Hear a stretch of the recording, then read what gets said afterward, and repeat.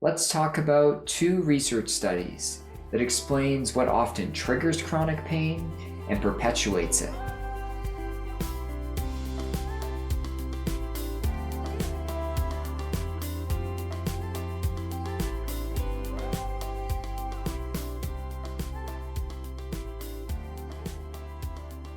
An important aspect of mind-body healing is accurate and correct pain education. When I'm working with clients, I'm discussing, research studies and education around pain so that we understand that the majority of chronic pain actually is a brain and nervous system issue and is not a physical issue. And understanding this at first, lightly learning about some research studies can be really impactful and help us believe that our pain is neuroplastic or a mind-body issue.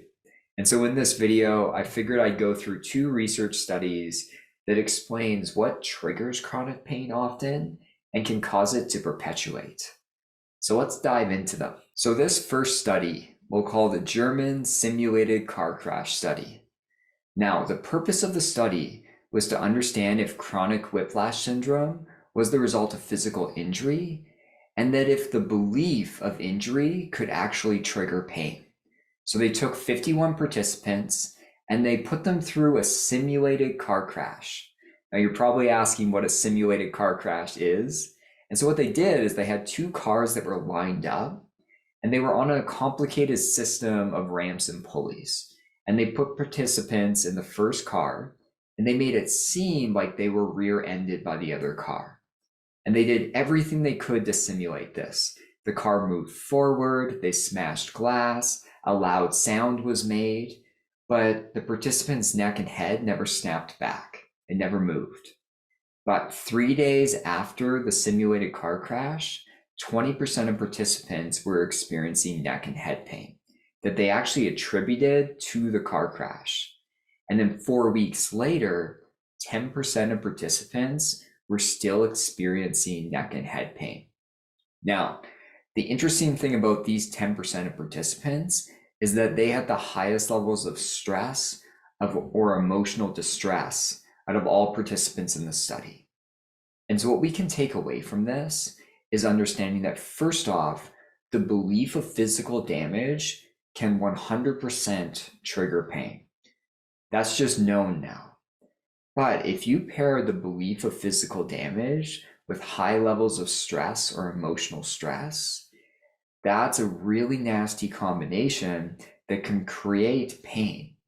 And this is really what's responsible for a lot of neuroplastic pain or mind-body issues. I hear this a lot with the people that I work with, where if they believe they were injured and they had high levels of stress at that time in their life, the brain and nervous system is going to send us pain because it's feeling in danger. And so this study is really impactful, and I know it's used a lot in explaining mind-body issues because it tells us what triggers pain.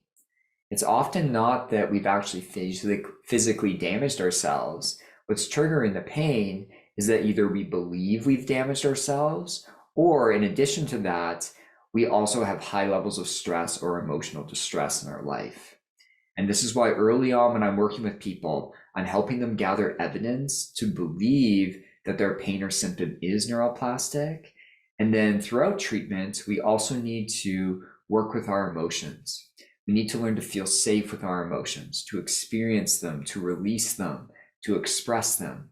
And by doing this, we can actually move ourselves forward towards healing and reducing or eliminating our pain. Now, the second study comes from the Netherlands, and it helps us understand what causes chronic pain to persist. So the purpose of the study was to understand if individuals had high levels of fear about their pain, if it was more likely to cause their pain to persist. So all participants in the study had lower back pain, and researchers measured participants on two things: how much fear they had about their pain and the level of pain that they were in. And then they just followed up 6 months later. And what was found, as you can probably guess from other content on my channel, is that participants that had higher levels of fear about their pain were more likely to still be in pain 6 months later. And this was regardless of the level of pain participants were in or how long they had been in pain. And so this explains the pain fear cycle, is that sometimes we have an injury or a perceived injury or an emotional event that will trigger neuroplastic pain or mind-body concerns. But what will cause it to persist is the fear or frustration or despair or annoyance or anger we have about our pain. And so when we're working on mind-body healing, we need to work on changing our emotional response to the pain so that we can actually have the pain start to reduce. And this is why I have lots of videos on somatic tracking, but also, just starting to understand the pain's neuroplastic. That's kind of the point of this video, is just understanding the education. Proper pain education is a huge part of treatment. And if you pair that with gathering evidence, doing somatic tracking, it can actually start to lower our pain in and of itself in sometimes a pretty quick amount of time, because our response to the pain starts to change. So I hope this video is helpful in understanding the studies that explain what can often trigger chronic pain and cause it to perpetuate. So please put your questions or comments down below, hit the like button, and subscribe to my channel, and I'll see you all next time. Happy healing. An important part of mind-body healing, now, 3 days after the study, 20% of, oh man, it was so good, that they attributed to the car crash. And then, man, it was so good.